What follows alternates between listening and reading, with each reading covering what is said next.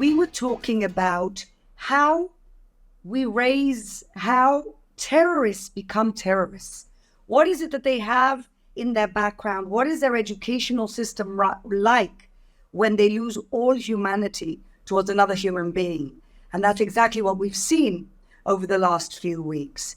Since October 7th, the brutality, the glee in which these people were killing and torturing so many innocents, including babies.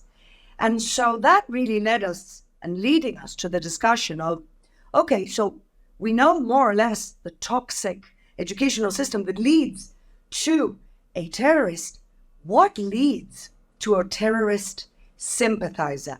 And I'm very proud that my co-host, Ashira Solomon, and I are interviewing an expert. Avital Schreiber-Levy is a family coach and published author dedicated to helping parents make resilient children and is the founder of HiFam, has many, many people subscribing to her channel for parental advice. And also, Avital has done a deep dive on toxic woke culture and how this is what parents are ingraining. And of course, our wonderful Ashira is very much into the subject also of toxic woke culture and how it's ruining society in America.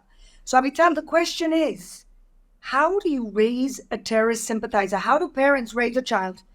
Supposedly you give them everything. I'm a mother too. You give them everything. And these are the people shouting death to Jews, when at the same time, they're super sensitive about using the wrong pronoun. Yeah. So first of all, Fleur, Ashira, thank you so much for having me. It's such an honor to be here with you both. This is, the question that I've been trying to decode for the last, decade or so. And certainly the last couple of years, I've really done a deep dive into it. And to start a little bit further back, a couple of decades back, really, or even in the 90s, what we started to see was a certain squirmishness around parenting for morality at all, right? With the rise of secularism, with the decrease in religious households, there was suddenly no moral framework that basically led our households to teach children simple right from wrong. And what actually came into fashion instead was a judgment-free, guilt-free, shame-free type of culture. And when you get completely rid of guilt and shame and judgment, you aren't left with just a, kumbaya culture, as you might hope. But what comes to rush in and fill that God-shaped hole is a different type of religion. And wokeness is absolutely and can be and should be classified as a non-theistic religion, right? It has all of the markings of a religion. It has the blasphemy, it has the original sin, it has heretics, it has clergy, it has incantations, it has holy rituals and rites, it has chosen people, and it has really got all of the makings of a religion. And so when parents got rid of telling my 4-year-old, that's wrong simply because it's wrong, lying is wrong because it's wrong, or lying is wrong because our religion says it's wrong, or because my conscience says it's wrong, etc. When they got rid of judgment, when they got rid of discernment, when they got rid of feeling guilt, you should never feel guilty about anything. You should never feel ashamed about anything. We've actually abdicated our responsibility as parents to teach basic right from wrong, basic moral and ethical codes that fell out of fashion, that's become archaic, that's become old-fashioned, right? Things like loyalty or truth or honesty or dedication or duty, God forbid, right? These words have become taboos. They've become really uncomfortable. Parents feel very squeamish about using them. But what they didn't realize was they weren't filling that gap with a different code like we almost did, right? Liberals almost filled that gap with live and let live, free speech, human rights. We almost managed to kind of grab onto that moral code. But the train, as Douglas Murray said, left that station, zoomed past the station, and ran straight into the welcoming arms of a very illiberal religious group, which is the woke group. Now, just to close out that thought, woke religion is based on a few really key tenets, right? These are kind of the 10 commandments of wokeness, right? And the first is this identity politics idea where we have to divide everyone into classes. So we used to think it was wrong to judge people based on their socioeconomic class, on their skin color, on their religion, on their gender. But wokeness has brought all of that right back. And now it's exactly the way we should judge people. We need to divide them, label them as either oppressed or oppressive, very similar to kind of a North Korean style of all these kind of classes. If your great-great-great-grandfather was a capitalist in North Korea, you are now of the lowest caste. Similarly, in, woke, oppressive versus oppressed religion, if your great-great-grandfather was white, you are now of the oppressing class, etc., right? So that's the first thing, is that we no longer judge individuals, again, as the liberal promise was that we judge individuals based on how they behave, based on the content of their character, not on the color of their skin.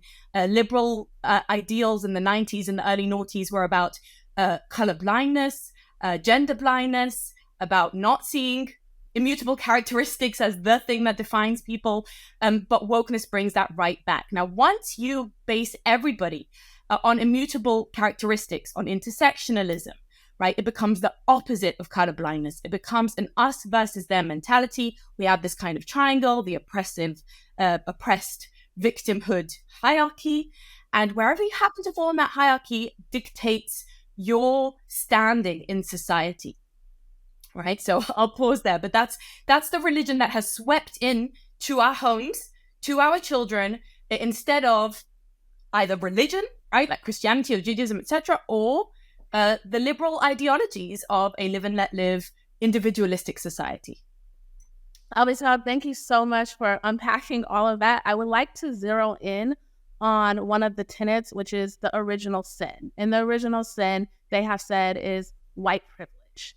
And so we've seen in the Black Lives Matter movement, it's all about the Blacks were oppressed and white people have this inherent privilege and white guilt, and now we have white people washing the feet of Black people, etc. What I really want to get at, and what I'm really trying to understand, is we know that in America, the Jewish population is widely liberal, and they did support a lot of these woke ideologies and groups. But why do you think that Jewish people, being a minority, also have been marginalized? Why aren't they also included in one of the tenets as an oppressed group, and all the other marginalized communities are allowed to be, accepted into the religion, but not Jewish people? Yeah, that's a really great question. So I don't know who writes the rules of this ideology, right? I mean, I know some of the people who write the rules, but it's evolved in a very kind of strange way. The classes have evolved in a very strange way. One of the main issues, and I can actually get to the heart of the reason why this is. You'll notice that Black Lives Matter disown successful Black populations as well. They don't represent, say, Haitian minorities. They don't represent religious Black communities who are married and have children within wedlock and stay out of the criminal system. And I know this is very controversial what I'm saying, but we saw it very clearly throughout the Black Lives Matter riots that, generally speaking, if a Black person, despite the fact that they had Black skin, was not towing the line of Black Lives Matter, they disowned them. They didn't actually care about their skin color at all, as long as they weren't representing what that organization said. So, for example, they care very much, as they should, as all of us should, about white on Black crime, but they care not at all about Black on Black crime, which is the majority of Black crime in the US. And if you care about Black lives, as I do, you should be caring about Black on Black crime, for example. So that's just an example of the hypocrisy, which I'm sure you're well aware of. But the reason the Jews have escaped, we're not considered a victim, even though, I don't enjoy playing the victim card, but honestly, just objectively, right, Jewish people could be waving that flag very high if they wanted to. We've been through all manner of oppression and the highest levels of hate crimes in the US of any minority. But the reason is, and Thomas Sowell said this perfectly, right? He was asked, what can the Jews do to minimize anti-Semitism? And he said, I can answer that in one word: they need to fail. And he said, when you fail, then you're considered a minority. Successful minorities are disowned by wokeness. So they won't show the transgender who isn't victimized and isn't, upset at transphobia and feels empowered and feels safe in America and feels that they have 100% equal rights to everyone else, because that transgender person doesn't represent the party very well. They have to show people who have gripes. Now, you have to understand that this is actually an industry. People often say follow the money. If you look at this industry, if you look at the Black Lives Matter cause, at many of the institutional non-profits, profits, scams, etc., like it, they're often only going to be making money when there is some kind of oppression to fight against. Once you've succeeded, right? Once there is, say, for the Jews, land back, or equal rights, or there is gay marriage, or there is equal rights. We've been through the civil rights movement. We've abolished slavery. What you would think, for a normal liberal-minded person who's fighting for those rights, once you've succeeded in that, you would think that you would celebrate. But wokeness must perpetuate victimhood, or it has no leg to stand on. It has nothing to fight for, and it has no way to make money. You can't make money fighting for gay rights when gay rights have been achieved.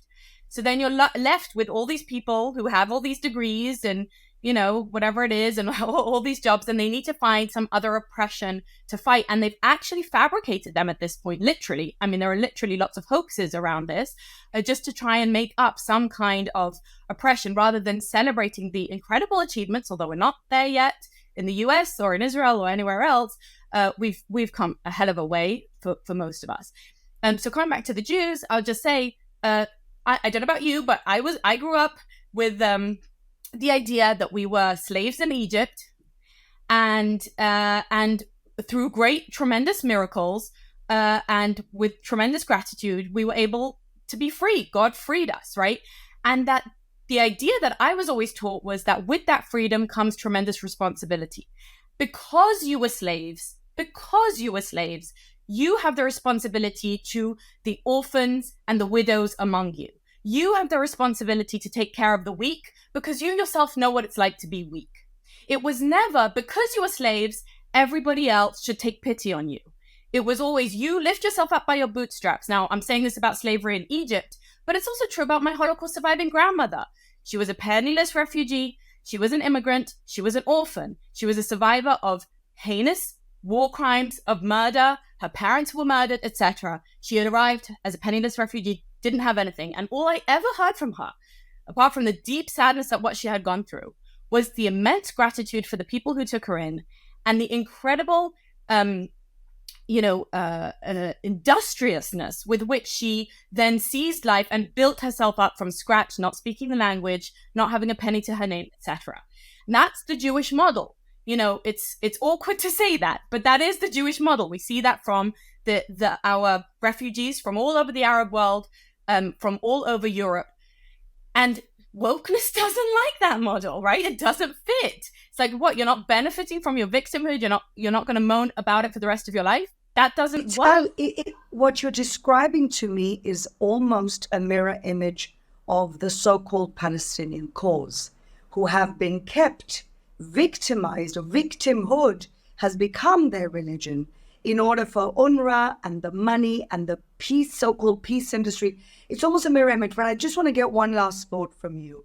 And that is, we all saw a couple of days ago the real disgraceful farce of academia and the presidents of those universities, of MIT, of Harvard and Penn, basically not being able to say that calling for the genocide of Jews is harassment. Now, you are an expert on parents, but this is where the kids go. Why is academia, why did they buy this lock, stock and barrel?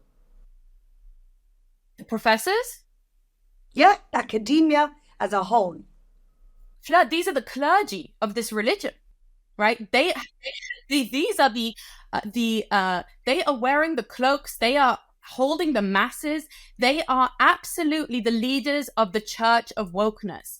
And they are saying it to us in our face. They're saying it to us under oath. They're saying it to Congress. We need to believe them when they say who they are. Who are they? They are people who can create an incredible word salad. They can say a lot of things without saying anything, and they are morally completely confused, if I'm being generous, but depraved, to be honest. And look, this is not a glitch, okay? This is not a bug. This is a feature of wokeness. This is an absolute feature of the religion, just like a feature of some religions. You know, Christianity in the past, the Crusaders were a feature of Christianity, right? They managed to put an end to that violent stream within Christianity. We see jihad is a feature of some, of radical Islam.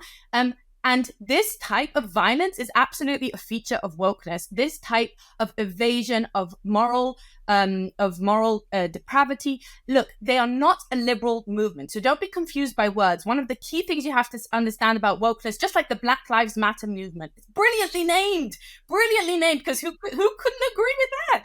But they follow their actions rather than their titles, right? They are able to redefine colonialism, genocide, apartheid, whiteness. They're going to redefine microaggressions. These are the people who say words are violence and silence is violence and baking babies in an oven is freedom fighting.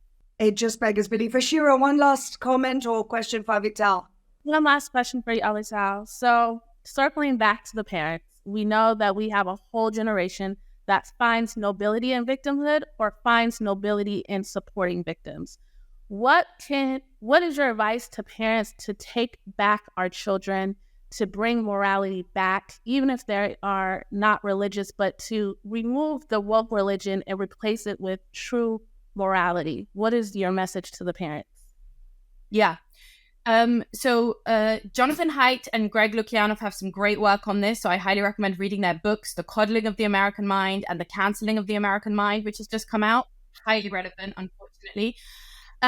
But I'll say this, we need to go back, and I already hinted at this in the beginning, we need to go back to those basic liberal tenets. We are not liberal people in Western democracies who believe in social justice, true social justice and equality for all.